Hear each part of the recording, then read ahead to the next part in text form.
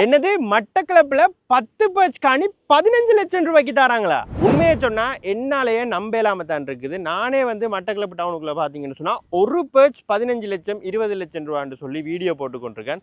ஆனா இப்ப மட்டக்களப்புக்கு மிக அருகாமையிலேயே வந்து பாத்தீங்கன்னு சொன்னா 10 பர்ச் காணி 15 லட்சம் ரூபாய்க்கு வந்து தாராங்க. அது மட்டும் இல்லாம இது ஒரு காணி திட்டம் என்றே சொல்லலாம். இந்த காணிக்குள்ள நிறைய காணிகள் ஒரு கிராமம் மாதிரி ஃபுல்லாவே சகல வசதிகளோடையும் செட் பண்ணியிருக்காங்க. ஸோ இந்த நகரத்தில் வந்து பார்த்தீங்கன்னு சொன்னால் இது ஒரு நகரமாகவே மாறப்போகுது. இந்த நகரத்தில் வந்து பார்த்தீங்கன்னு சொன்னால் உங்களுக்கு காணிகள் 10 பேர்ச் 11 பேர்ச் என்று பிரிக்கப்பட்டிருக்குது.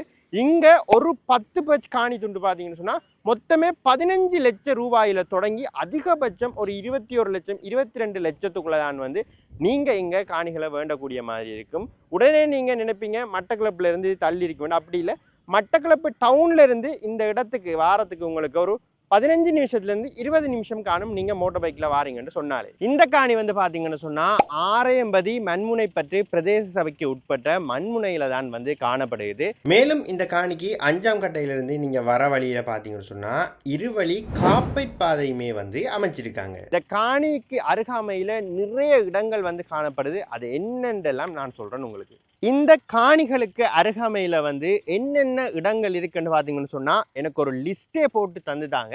இந்த இடங்கள் எல்லாம் பார்த்தீங்கன்னு சொன்னால் சரியா இந்த காணியிலிருந்து ஒரு 3 கிலோமீட்டர் 3.5 கிலோமீட்டருக்கு உள்ளதான் இருக்க போகுது. அதை விட அதிகமாக இல்லை, அதிகபட்சம் பார்த்தீங்கன்னு சொன்னால் ஒரு 3லேருந்து 3.5 கிலோமீட்டருக்குள்ளே தான் நான் குறிப்பிட போகிற இடங்கள் எல்லாம் இருக்க போகுது.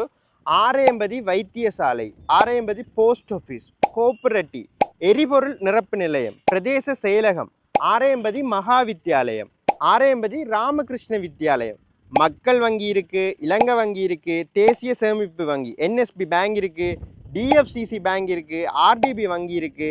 இதெல்லாம் தாண்டி பிரெண்டிக்ஸுக்கு ஒரு 2 கிலோமீட்டர் தூரத்திலேயே வந்து காணப்படுது. ஆரையம்பதி பொதுச்சந்தைக்கு ஒரு 3 கிலோமீட்டர் தூரத்தில் காணப்படுது.